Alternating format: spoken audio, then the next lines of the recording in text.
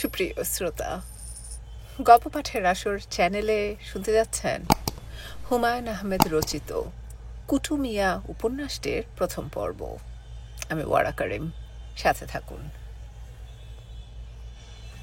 আমার নাম কুটুমিয়া। আলাউদ্দিন কুটুমিয়ার দিকে তাকিয়ে আছেন। কিছু মানুষ আছে যাদের উপর চোখ পড়লে দৃষ্টি আটকে যায়। কুটুমিয়া সেরকম একজন। তাকে দেখে মনে হচ্ছে মানুষ না, পুরনো আমলের বাড়ির খাম্বা দাঁড়িয়ে আছে।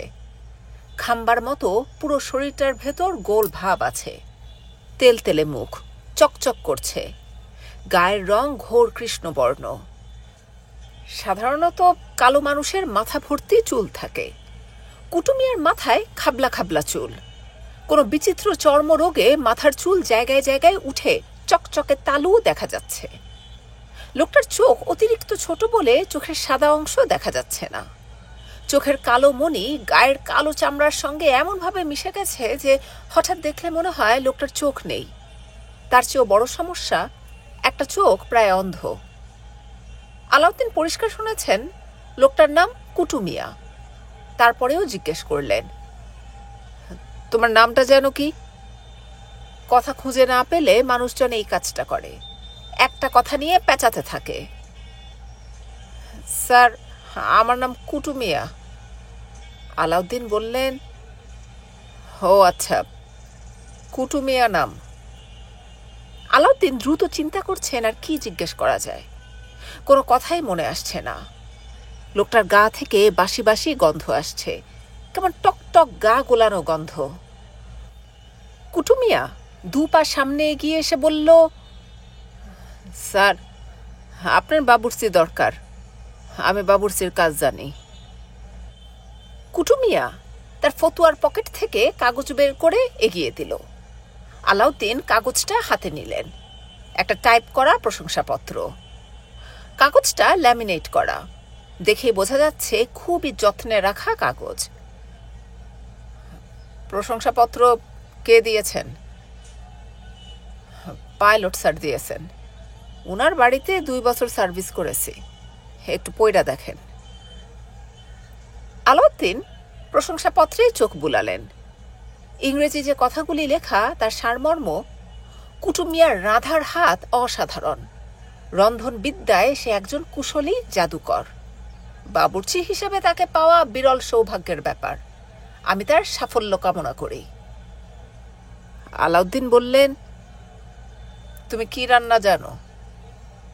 কুটুমিয়া হাসি মুখে বলল, সবকিছু অল্প বিস্তর জানি। ইংলিশ, বেঙ্গলি, চাইনিজ, থাই। তোমার কথাবার্তা শুনে তো মনে হচ্ছে তুমি হোটেল রেস্টুরেন্টের প্রফেশনাল বাবুর্চি। আমার সেরকম দরকার নেই। আমার কাজের লোক টাইপ একজন দরকার। ঘর ঝাঁট দিবে, বাথরুম পরিষ্কার করবে, রান্না বান্না করবে, বাজার করবে। আমি ঘরের কাজও জানি। বেতন কত দিতে হবে? আপনার দিলে যা চায় দিবেন, আমার কোনো দাবি নাই। আলাউদ্দিন ধাঁধার মধ্যে পড়ে গেলেন। একটা কাজের লোক তার খুবই প্রয়োজন। গত 15 দিনে 3টা কাজের লোক চলে গেছে। সর্বশেষটির নাম জিতু মিয়া। সে খালি হাতে যায়নি, 3 ব্যান্ডের একটা দামি রেডিও এবং রাইস কুকারটা নিয়ে চলে গেছে।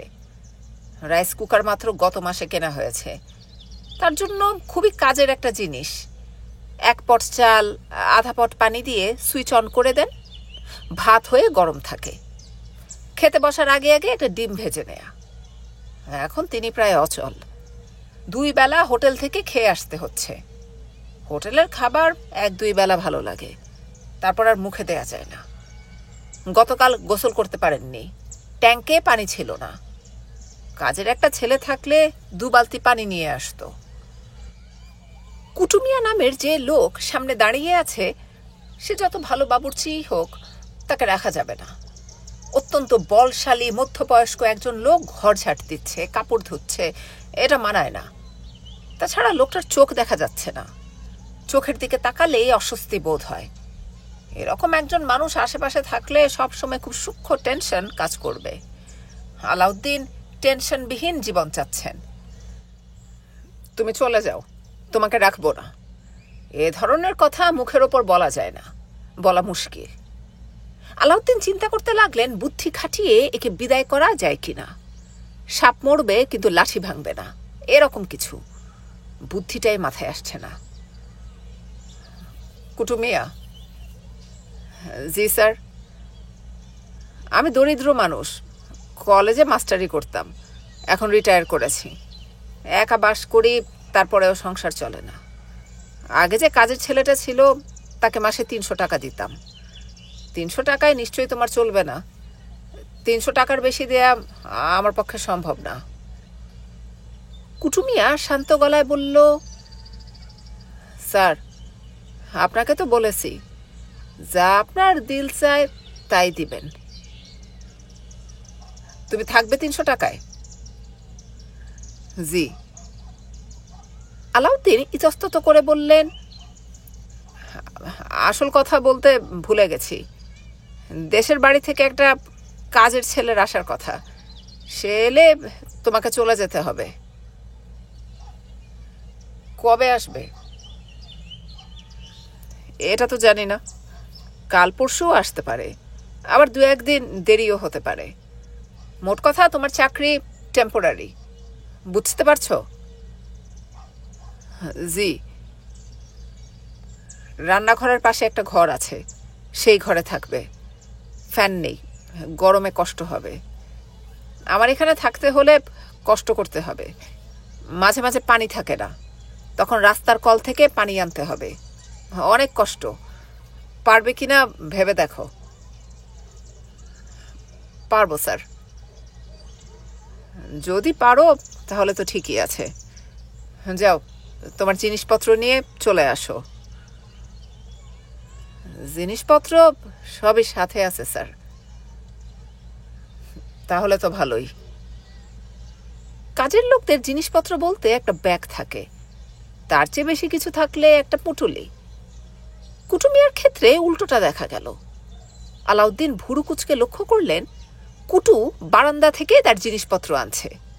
2টা বড় সুটকেস, একটা হ্যান্ডব্যাগ, ফলের ঝুড়ির মতো ঝুড়ি, ফ্লাস্ক, পানির বোতল, ছোট্ট চামড়ার একটা ব্যাগও দেখা গেল। দূর থেকে দেখে মনে হচ্ছে ক্যামেরার ব্যাগ। আলাউদ্দিন বললেন, তোমার ওই ব্যাগে কি ক্যামেরা নাকি? কুটু বিনীত গলায় বলল, জি না স্যার, দূরবীন। বিদেশে যখন ছিলাম শখ করে কিনেছিলাম। বিদেশে ছিলে নাকি? জি। কোথায় ছিলে? কুয়েত। কুয়েত নামে কোনো বিদেশ আছে বলে তার মনে পড়ল না। কুয়েতকেই কি কুয়েত বলছে? কুয়েতে কি কাজ করতে? বাবুর্চির কাজ করতাম। চলে এসেছো কেন? মালিকের ইন্তেকাল হয়েছে, ওনার বড় বেবি থাকতে বলেছিল, মন টিকল না। স্যার, রাতের খানা কয়টার সময় দিব? আমি 10টা 10:30টার দিকে খাই। ফ্রিজ খুলে দেখো, একটা মুরগি থাকার কথা, গত পরশু কিনেছিলাম। ভেবেছিলাম নিজেই রাঁধবো, পরে আর রাঁধা হয়নি। চাল ডাল আছে, মশলা কি আছে জানি না। গাদাখানেক ভাত রান্না করবে না, আমি খুবই অল্প খাই। জি আচ্ছা। কিছু পানি ফুটিয়ে রাখবে। পানি ফুটানো হয় না বলে কয়েকদিন ধরে ট্যাপের পানি খাচ্ছি। আরেকটা কথা, কাজকর্ম করবে নিঃশব্দে। আমি লেখালেখি করি, সারা শব্দ হলে আমার ডিস্টার্ব হয়। সকালে বেডটি খান? পেলে খাই, তবে বেডটিটা জরুরি না। ওসব বড় লোকি চাল আমার জন্য না। আগেই বলেছি, আমি গরিবের সন্তান। বেডটি কয়টার সময় দিব? ঘুম ভাঙলে দিবে। আমার ঘুম ভাঙার কোনো ঠিক নেই। কখনো কখনো খুব সকালে উঠি, আবার কোনোদিন 9টা 10টা বেজে যায়। কত রাতে ঘুমাতে গিয়েছি তার উপর নির্ভর করে। ঠিক আছে, এখন সামনে থেকে যাও, কাজকর্ম করতে দাও। জি আচ্ছা জনাব, শুক্রিয়া। কুটু মিয়া রান্নাঘরে ঢুকে গেল। আলাউদ্দিন ভুরু কুঁচকে রান্নাঘরের দিকে তাকিয়ে রইলেন। আসল কথাই কুটুকে জিজ্ঞেস করা হয়নি। তার বাড়ি কোথায়, ঠিকানা কি, কে তাকে এখানে পাঠিয়েছে? হুট করে নতুন কোনো মানুষকে ঘরে ঢুকানো ঠিক না। দিনকাল আগের মতো নেই। পত্রিকা খুললেই চোখে পড়ে কাজের মেয়ের হাতে গৃহকর্ত্রী খুন। এসব খুন খারাপই অবশ্য টাকা পয়সার কারণে হয়। আলাউদ্দিন সাহেবের একটা বড় সুবিধা, তার টাকা পয়সা নেই। ঘরের দামি জিনিসপত্রের মধ্যে আছে একটা পুরনো ফ্রিজ। পুরনো ফ্রিজের জন্য কেউ তাকে খুন করবে এরকম মনে হয় না। একটা 14 ইঞ্চি টিভি কেনার কথা কয়েকবার ভেবেছেন, তার নিজের জন্য না, ঘরের কাজের লোকের জন্য। যে বাড়িতে টিভি নেই সে বাড়িতে কোনো কাজের লোক থাকে না, এটা প্রতিষ্ঠিত সত্য। টিভি এখনো কেনা হয়নি, তবে টিভি কেনার টাকা আলাদা করা আছে। আলাউদ্দিন নেত্রকোনার শেখ ইসলামউদ্দিন কলেজের ইসলামিক ইতিহাসের শিক্ষক ছিলেন। রিটায়ার করে এখন ঢাকা শহরে স্থায়ী হয়েছেন। আশা ছিল কোনো কোচিং সেন্টারের সঙ্গে যুক্ত হবেন। তিনি শুনেছেন কোচিং সেন্টারগুলির রমরমা ব্যবসা। ছোটাছুটি করেও তিনি কোনো সুবিধা করতে পারেননি। ভূতের গলিতে একটা ফ্ল্যাটের অর্ধেকটায় তিনি থাকেন, বাকি অর্ধেকটায় গার্মেন্টস কোম্পানির এক ম্যানেজার থাকে, নাম সাইফুদ্দিন। লোকটা অবিবাহিত, কিন্তু প্রায়ই গভীর রাতে তার ঘর থেকে মেয়ে মানুষের গলা শোনা যায়। ছুটির দিন সকাল থেকে গভীর রাত পর্যন্ত তাস খেলা হয়। তাসের আড্ডা বসলেও কোনো হইচই হয় না। সাইফুদ্দিন লোকটি ভদ্র এবং বিনয়ী। আলাউদ্দিনের সঙ্গে দেখা হলে খুবই আন্তরিক ভঙ্গিতে কথা বলে, প্রফেসর সাহেব ডাকে। আলাউদ্দিনও তার উপর সন্তুষ্ট, কারণ ফ্ল্যাটের অর্ধেক ভাগাভাগিতে রান্নাঘর আলাউদ্দিনের ভাগে পড়েছে। কথা ছিল প্রয়োজনে রান্নাঘর সাইফুদ্দিনও ব্যবহার করবে। সাইফুদ্দিন সেটা কখনো করেনি। সে ইলেকট্রিক চুলা কিনে আলাদা রান্নাঘর বানিয়েছে। আলাউদ্দিন রিটায়ার করেছেন ঠিকই, কিন্তু কোনো অর্থেই অবসর জীবনযাপন করছেন না। তিনি এখন পেশাদার লেখক। ছদ্মনামে বেশ কিছু বইপত্র লিখেছেন, এখনো লিখছেন। তার সমস্ত বইয়ের প্রকাশক মুক্তি প্রকাশনার মালিক হাজি একরামুল্লাহ। কখন কোন বই লিখতে হবে, কিভাবে লিখতে হবে, হাজি একরামুল্লাহ তা সুন্দর করে বুঝিয়ে দেন। মুক্তি প্রকাশনা থেকে প্রকাশিত আলাউদ্দিনের প্রথম বইটার নাম সহজ দেশি বিদেশি ও চাইনিজ রান্না। হাজি একরামুল্লাহ 5টা রান্নার বই তাকে দিয়ে বলেছেন, বই দেখে দেখে নিজের মতো করে সাজিয়ে দেন, ভাষাটা যেন সহজ হয়, কচকচানি কম। আলাউদ্দিন তাই করেছেন। 100 পৃষ্ঠার বই 4 রঙের প্রচ্ছদে ছাপা হয়েছে। প্রচ্ছদে একজন তরুণীর ছবি, সে রান্না করছে। তরুণীর পাশে সুদর্শন যুবক, সে পেছন থেকে তরুণীর কোমর জড়িয়ে ধরে তরুণীর মাথার পাশ দিয়ে নিজের মাথা বের করে অবাক হয়ে রান্না দেখছে। বইটির কয়েকটা বিষয়ে আলাউদ্দিন আপত্তি করেছিলেন। অর্ধনগ্ন তরুণী মূর্তি এবং গোঁফওয়ালা যুবক যেভাবে সে তরুণীর কোমর ধরে আছে, সেটা রান্নার বইয়ে মানাচ্ছে না। বইয়ের নামও তার কাছে ঠিক মনে হয়নি। দেশি বিদেশি ও চাইনিজ রান্না। চাইনিজ রান্না তো বিদেশি রান্নার মধ্যেই পড়ে, আলাদা করে চাইনিজ রান্না বলার দরকার কি? হাজি একরামুল্লাহ আলাউদ্দিনকে ধমক দিয়ে বলেছেন, তোমার কাজ হলো অন্য বই থেকে সুন্দর করে কপি করা। কপি করবে, পাণ্ডুলিপি জমা দিবে, ক্যাশ টাকা নিয়ে চলে যাবে। প্রচ্ছদ কি হবে, বইয়ের নাম কি হবে, লেখকের কোন নাম যাবে, এটা নিয়ে তোমার চিন্তা করতে হবে না। ক্লিয়ার? আলাউদ্দিন বিনীত ভঙ্গিতে বলেছেন, ক্লিয়ার। হাজি একরামুল্লাহর বয়স আলাউদ্দিনের চেয়ে খুব বেশি না, তবে তিনি আলাউদ্দিনকে তুমি করেই বলেন। আলাউদ্দিন তাতে কিছু মনে করেন না। রান্নার বইটাতে লেখক হিসেবে নাম ছাপা হয়েছে অধ্যাপিকা হামিদা বানুর। বইয়ের ফ্ল্যাপে লেখিকার ছবি এবং জীবন বৃত্তান্ত ছাপা হয়েছে। লেখিকা পৃথিবীর নানান দেশ ভ্রমণ করেছেন। মালয়েশিয়ার পেনাংয়ে একটি আন্তর্জাতিক রন্ধন প্রতিযোগিতায় সিনিয়র গ্রুপে স্বর্ণপদক পেয়েছেন।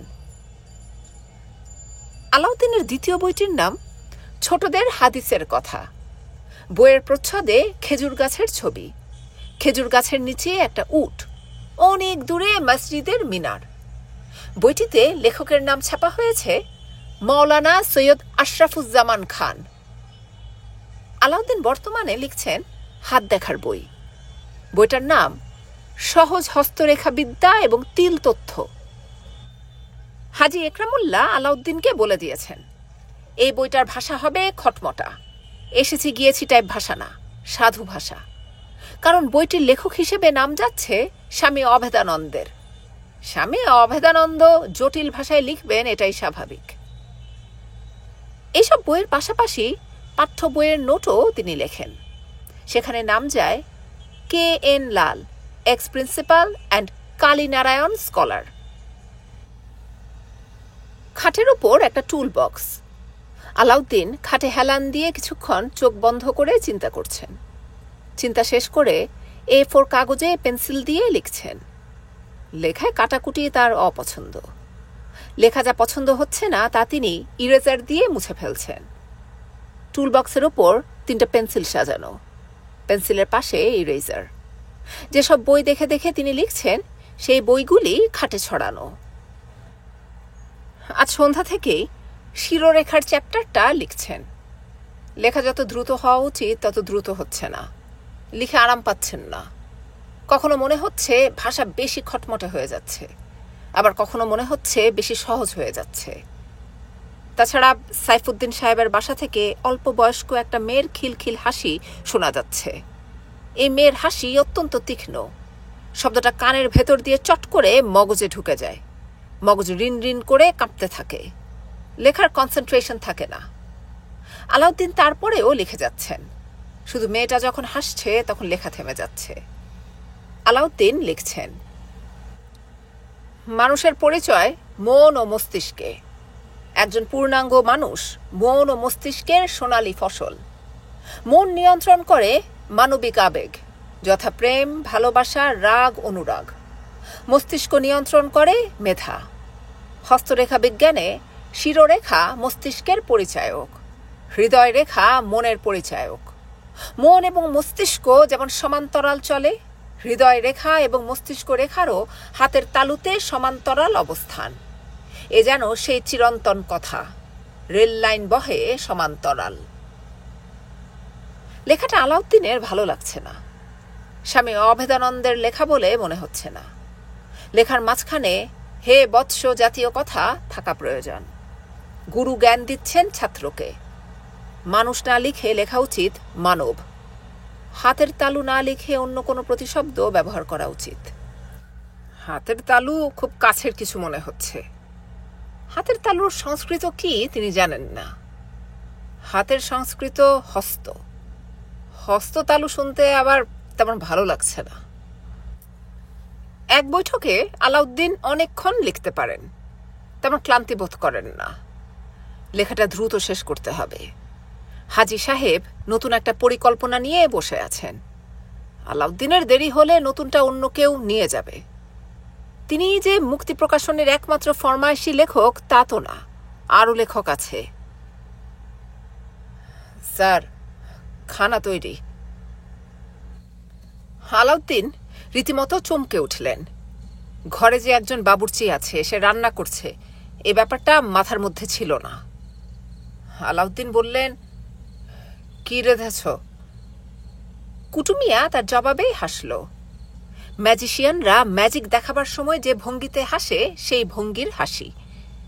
আলাউদ্দিন খাট থেকে নামতে নামতে বললেন, তোমার চোখে কি কোনো সমস্যা আছে?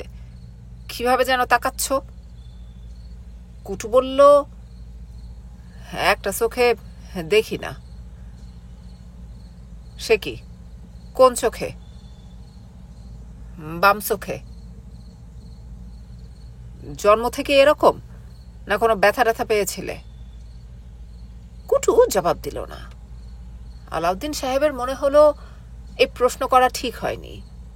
চোখ নষ্ট হওয়া বিরাট দুর্ঘটনা। এই দুর্ঘটনার কথা মনে করিয়ে কষ্ট দেয়া ঠিক না। চোখ জন্ম থেকেই নষ্ট না পরে নষ্ট হয়েছে, এই তথ্য জেনেও তো তার কোনো লাভ হচ্ছে না। আলাউদ্দিন খেতে বসলেন। থালা বাসন ঝকঝক করছে। কাচের গ্লাস এত পরিষ্কার যে আলো চমকাচ্ছে। যে ছোট টেবিলটায় বসে তিনি খাওয়া দাওয়া করেন, সেই টেবিল পরিষ্কার করা হয়েছে। টেবিলের ওপর ধবধবে সাদা টেবিল ক্লথ। তার যে টেবিল ক্লথ আছে এটাই তিনি জানতেন না। খাবারের মেনু খুবই সাধারণ: আলু ভাজি, মুরগির মাংসের ঝোল, ডাল, এক পাশে পিরিচে, লেবু, কাঁচামরিচ। আলাউদ্দিন আলু ভাজি নিয়ে খেতে গিয়ে চমকে উঠলেন। ব্যাপারটা কি? সামান্য আলু ভাজি তো এত স্বাদ হবে না। তার কাছে মনে হচ্ছে শুধুমাত্র আলু ভাজি দিয়েই তিনি এক গামলা ভাত খেয়ে ফেলতে পারবেন। আলু ভাজি করেছেও কত সুন্দর, চুলের মতো সরু করে কাটা। কাটা আলুর একটা টুকরা আবার অন্যটির সঙ্গে মিশে যাচ্ছে না। সামান্য আলু ভাজি খেতে এরকম, মুরগির ঝোলটা না জানি কেমন। আলু ভাজি খাওয়া বন্ধ রেখে তিনি মুরগির ঝোল নিলেন। তিনি মনে মনে বললেন, কি আশ্চর্য! পাইলট সাহেব যে লিখেছেন কুটুমিয়ার রাঁধার হাত অসাধারণ, রন্ধনবিদ্যায় সে একজন কুশলী জাদুকর। ঠিকই লিখেছেন, বরং একটু কম লিখেছেন। মুরগির ঝোল রান্নার কোনো কম্পিটিশনে এই মুরগির ঝোল পাঠিয়ে দিলে গোল্ড মেডেল নিয়ে চলে আসবে। রান্নার বইটা তিনি না লিখে কুটুমিয়াকে দিয়ে লেখানো দরকার ছিল। ডাল 1 চামচ নেবেন কিনা আলাউদ্দিন বুঝতে পারছেন না। ডালটা দেখে খুব ভালো মনে হচ্ছে না। মুরগির ঝোলের স্বাদটা মুখে রেখে খাওয়াটা শেষ করা দরকার। নেহায়েত কৌতূহলের বশবর্তী হয়ে তিনি 1 চামচ ডাল নিলেন। তখন মনে হলো বিরাট ভুল হয়েছে।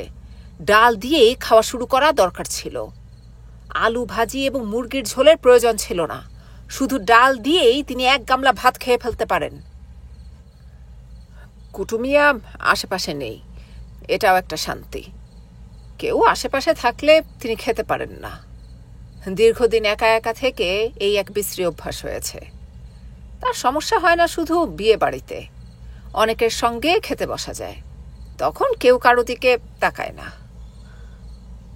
আলাউদ্দিন খাওয়া শেষ করে ডাকলেন, কুটুমিয়া। কুটু পাশে দাঁড়ালো। আলাউদ্দিন বললেন, তোমার রান্না খারাপ না, চলবে। কুটু বলল, শুক্রিয়া। আলাউদ্দিন ইচ্ছা করে প্রশংসা চেপে রাখলেন। বাঙালি প্রশংসা নিতে পারে না, প্রশংসা করলেই তারা মাথায় উঠে যায়। অদ্ভুত এক জাতি। সকালে আমার কাছ থেকে টাকা নিয়ে বাজার সদাই করে আনবে। জি আচ্ছা। ছোট মাছ, ভাজি ভুজি, ভর্তা, এইসব। পোলাও, কোরমা, রোস্ট, মুরগির মাসাল্লাম, এসবের প্রতি আমার লোভ নেই। গরিবের সন্তান, গরিবই খাদ্য খেয়ে অভ্যাস, বুঝতে পারছো? জি। তেল মশলা কম দিয়ে রাঁধবে। অনেকে মনে করে গাদাখানেক তেল মশলা হলেই তরকারি ভালো হয়।